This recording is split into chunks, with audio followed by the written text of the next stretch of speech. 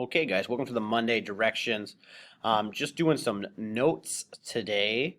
Friday or Thursday, we just looked at the causes of the revolution, um, and today we're going to kind of look more closely at a few of those that pop up.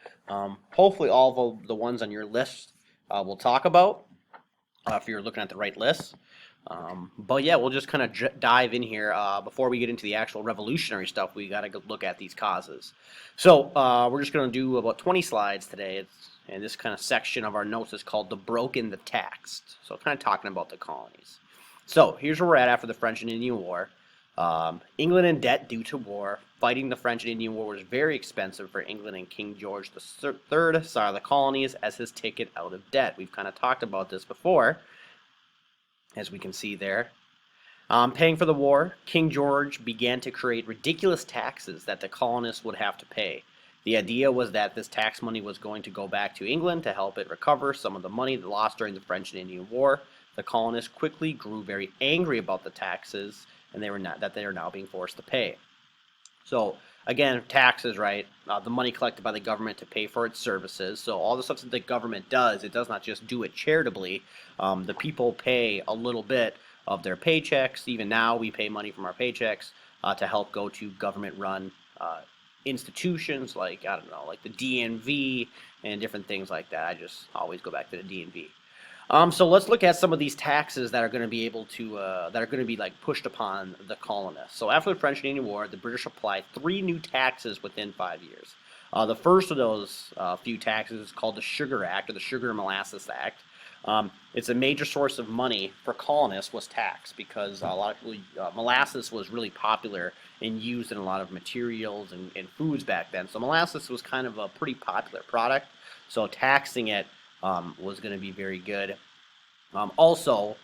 People were also smuggling the sugar and the molasses into the country, and we'll talk more about that later. The video will do a good job of explaining some interesting things about the Sugar and Molasses Act. Was actually a renewal of a previous act, but angered the colonists with new provisions, like they were actually going to enforce it. Before, there was a law similar to this, but it just wasn't enforced.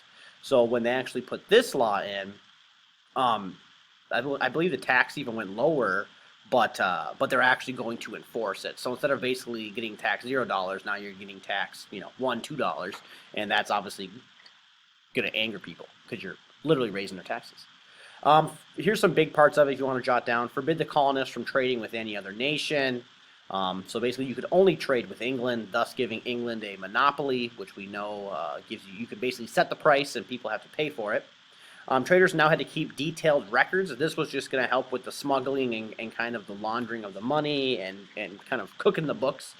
Basically, things that are illegal now, people in America were doing it big time back then. So another piece of this was just trying to cut down the smuggling. So the way to do that is to have people keep detailed records, so you can go back through them and kind of comb through their accounts. Those suspected of crimes were tried by local judges loyal to Britain without a jury. So we don't have a jury trial, which we know nowadays is like one of the most common pieces of our judicial system. But back then, now, if you were suspected of a crime and you were caught, you would go to a judge that was loyal to Britain. So if you were a smuggler, or if you were some type of revolutionist, obviously you were going to lose your court case, and you could be thrown in jail for a long period of time. One of the things is colonists began to boycott British goods. So we'll start to see colonists kind of, maybe, how do you think this is a good thing? We'll see the colonists kind of come together for kind of the second time. The first time probably the French and Indian War, but for sure the second time here. So that's kind of the colonial response, is just to try to boycott the goods, right? If you're making us buy from you, fine, we just won't buy anything, okay? Let's move on to the Stamp Act in 1765. All legal documents and printed papers had to have a new official stamp.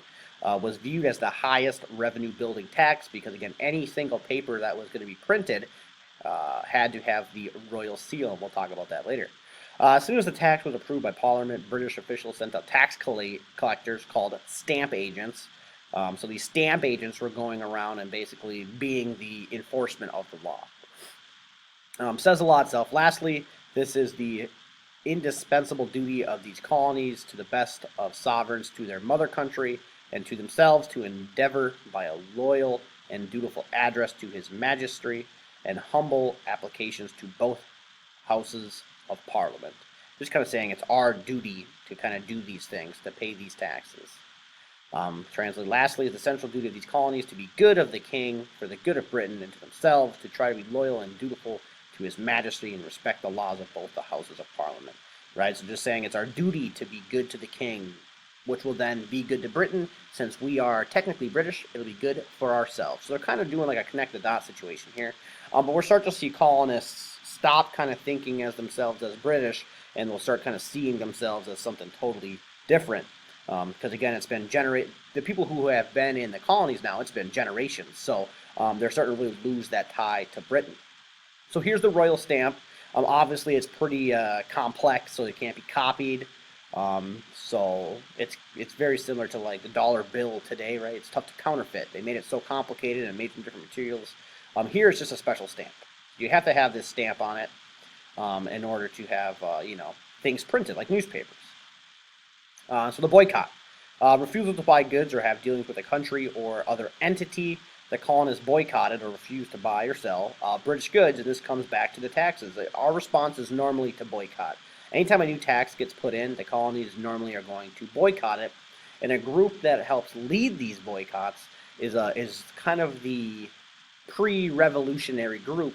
They're called the Sons and Daughters of Liberty, and these people are protest groups who help organize the boycott. So early on, they're playing a smaller role, but as the revolution gets bigger and bigger, they're going to become more of a radical rebellion group. All right. So the leader is Sam Adams. Yep, famous for a beer now, right? So Sam Adams was an outspoken leader of the Sons of Liberty in Boston. So he's kind of the head guy in Boston. So he's going to be kind of a marked man for the British. Even, it's sons and daughters, so even the ladies got in on the revolution. And they signed pledges against drinking tea, promised to not buy British-made clothes, also met at spinning clubs to make their own clothes. All right, so we have that. The tea thing comes up again. Tea is very like a universal product. It's kind of like coffee or other caffeinated drinks today, obviously. But everyone in the colony was drinking tea because obviously everyone in Boston and everyone in Britain was drinking tea too. So it kind of trickled down to the colonies. That cultural piece definitely sticks. So we'll get to the why they're not drinking tea here when we get to the Tea Act. All right. So again, no Sugar Act, no Tea Act, no Stamp Act. These would be like the Sons and Daughters of Liberty would lead these protests.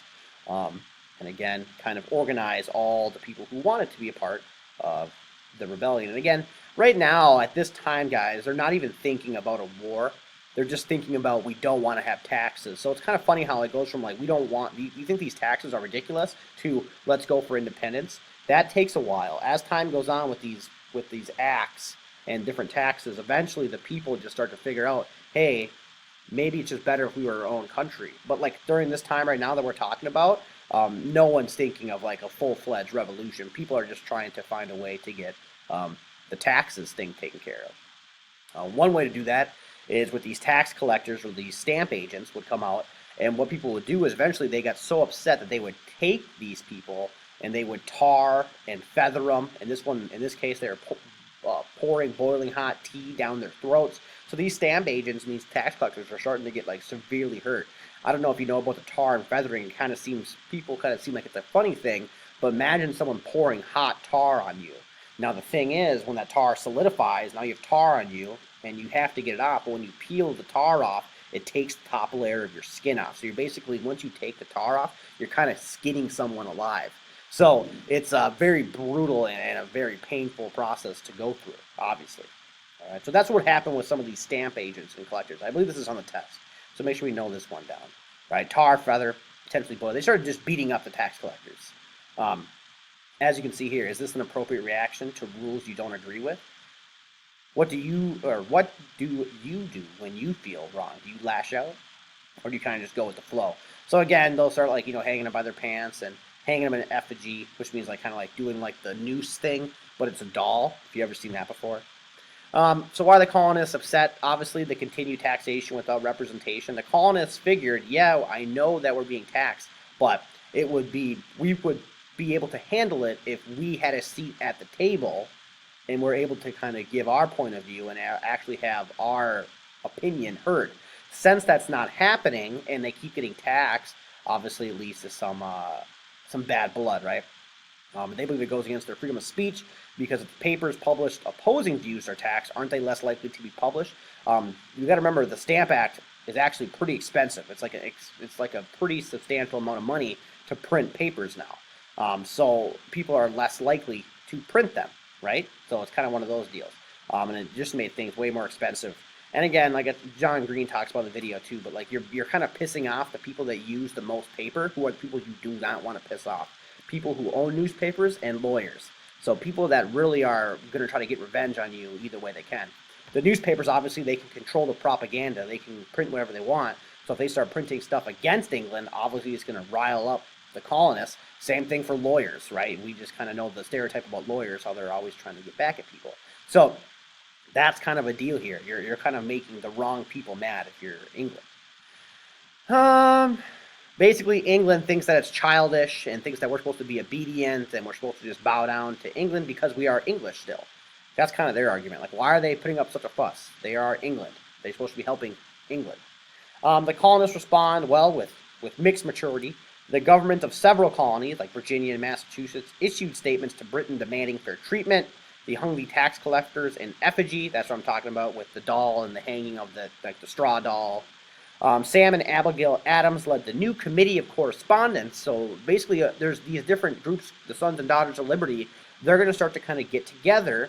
And what the Committee of Correspondence job is going to be is just kind of help spread information and kind of spread like attacks and plans, protests. Let's make it instead of just one colony. Let's make sure we're doing the same thing in all colonies, right? Making sure we're on the same page. Colonists stormed the office of tax collector Andrew Oliver and destroy it. Same thing with Lieutenant Governor Thomas Hutchinson. Many people gather at a thing called the Stamp Act Congress to determine a unified, dignified solution. So Stamp Act Congress is kind of all the colonies getting together and basically saying, okay, how are we going to handle this? If we're boycotting, let's make sure everyone's boycotting it, or so on and so forth. So basically, we're going to see the colonies unite, and they're going to have systems in place now where they're able to plan and execute different protests, basically, together, though, like a unified front, instead of each colony just doing their own thing. So at the conclusion of the spat, the guy who's running the colonies at the time, his name is Minister Greenville, he ends up just getting fired. He's not really important right now. We just want to know that the main guy loses his job. That's how bad this whole tax situation went. The Brits actually repealed the Stamp Act 1 year later, but when they do, they basically threaten the colonists. They say, yep, we have full power and authority to make laws and statutes of sufficient force and validity to bind the colonies and people of America in all cases whatsoever. So basically they're saying, like, yep, we're going to repeal the Stamp Act, but just let you know, like, we can tax you how much and whenever we want because we have the power to do so. All right, so it's kind of like a weird deal. We're going to take a step back, but we're also going to punish you. Last two here, the Townshend Act levied a tax on glasses, lead, paper, paint, and tea. Also authorized writs of assistance. We'll talk about that later. Established new courts for colonists to be tried in, basically for expected protesters. Colonists responded with more protests, calls for boycotts and smuggling of illegal goods. Against basically America, we're just smuggling all the time. All right, and once the John Green video shows that as well too. It's kind of funny how much smuggling and what America was doing during that time. Eventually, 3 years later, the taxes on goods would be taken away, leaving only the tea tax remaining. So the Townshend Act is a guy, Charles Townshend, he's up here in one of our quotes. So these acts are kind of his idea. That's what they get named after. A lot of people just call it the Tea Act, right? We're actually gonna basically put a tax on tea. During those times, you might as well put a tax on water because everyone's drinking tea. So that's what kind of leads to the Townshend Acts and the Tea Act are the things that lead to, the Boston Tea Party and, Boston Massacre and things like that. Last one's the Quartering Act. Britain began to colonists to host 1,500 soldiers and supplied them necessary to live. Colonists flat out refused, and British soldiers had to sleep on their ships. Basically, a quartering act is you had to give the soldiers quarter. Basically, they had to stay at your house, and you had to do their laundry. Basically, be like their little servants while they're staying at your house. The colonists refused, and the British were forced to just basically set up shop on their ships. But that's it for today, guys. Just went through a couple of the acts. The John Green video will be up as well, so watch that. And I'll talk to you guys tomorrow as we continue down this road to revolution.